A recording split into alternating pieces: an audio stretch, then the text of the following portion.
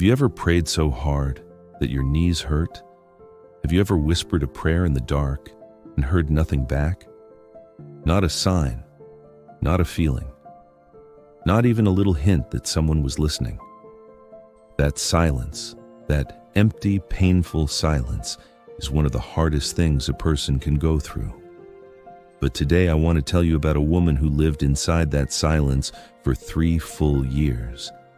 And what God did at the end of it, she never saw coming.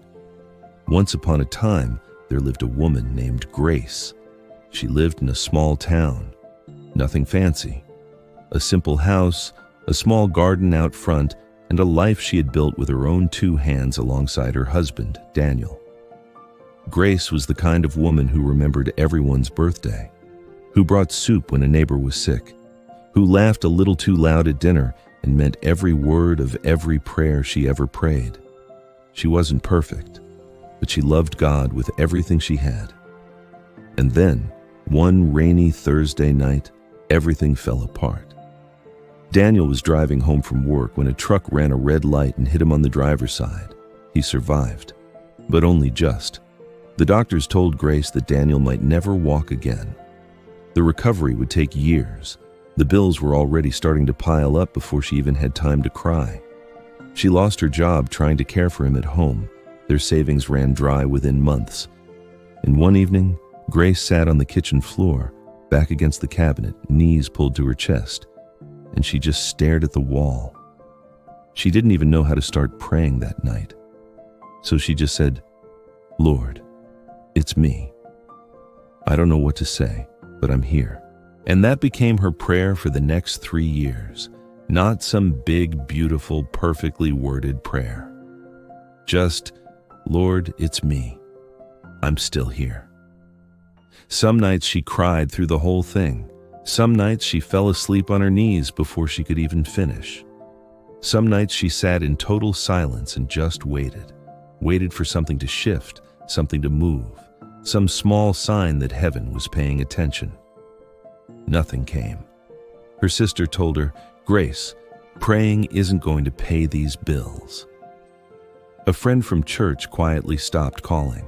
Maybe they didn't know what to say. Maybe they were just tired of hearing the same sad story. And Grace, sweet, faithful Grace, had one moment, just one, where she looked up at the ceiling and said out loud, "God, where are you?" But the next morning, she got up. She made Daniel's breakfast. She helped him with his exercises. And that night, she knelt down again. "Lord, it's me.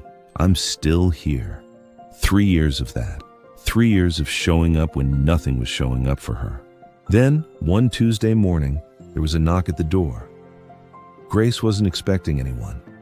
She opened it to find a woman she had never met before, a physical therapist named Dr. Sarah Malone. She had heard about Daniel through someone at their old church and felt, she couldn't explain it, she just felt like she needed to come. "I don't normally do this," Sarah said, a little embarrassed, but I couldn't shake the feeling. She started working with Daniel, for free, every single week. 2 months later, Daniel stood up on his own. A month after that, he walked to the kitchen and made Grace a cup of coffee.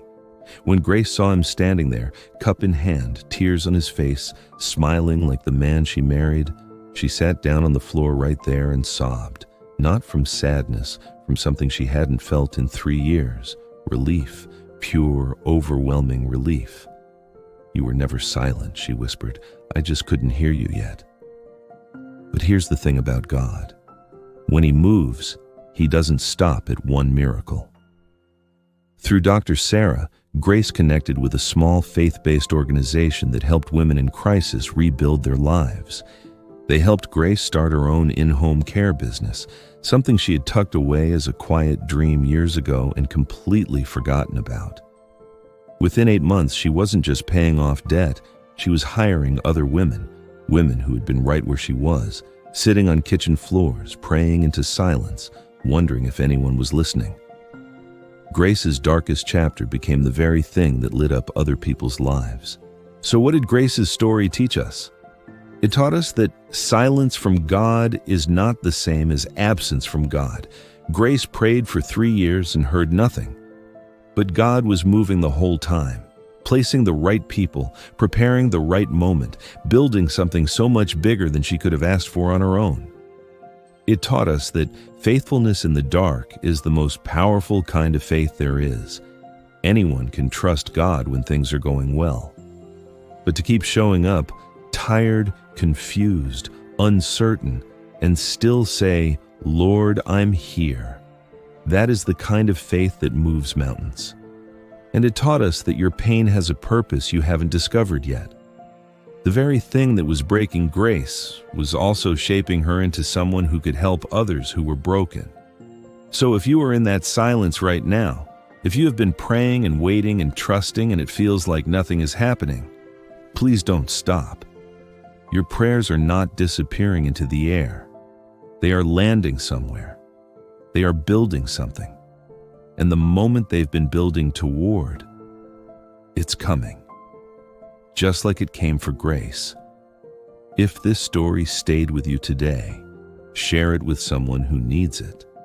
And down in the comments, just write one word: "Still here." Because maybe someone else needs to know they're not alone in the waiting. God bless you, and I'll see you in the next one.